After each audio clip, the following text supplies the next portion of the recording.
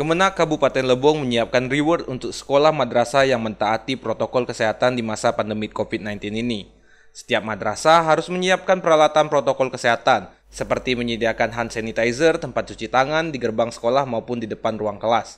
Pihak Kemenak akan mengevaluasi setiap madrasah selama 6 bulan ke depan. Reward telah disiapkan untuk 3 sekolah terbaik yang mentaati protokol kesehatan.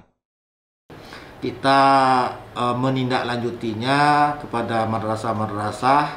Salah satu hal yang pokok adalah untuk mentaati protokol kesehatan COVID-19, sehingga nantinya pada saat pelaksanaan pembelajaran tatap muka, semua madrasah mulai dari madrasah ibtidaiyah, sanawiyah dan aliyah sudah siap melaksanakan tatanan kehidupan baru dalam hubungannya mentaati protokol kesehatan COVID-19 ini.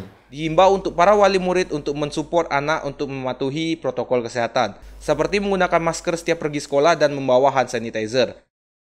Mengimbau, tidak mungkin Kementerian Agama dan madrasah bisa melaksanakan pembelajaran tatap muka dengan baik dengan mematuhi protokol kesehatan tanpa didukung oleh masyarakat, terutama wali murid atau orang tuanya. Oleh karena itu, kepada orang tua khususnya agar memperhatikan, memantau kesiapan siswa-siswi atau anak-anaknya ketika berangkat, ya terutama mempersiapkan masker.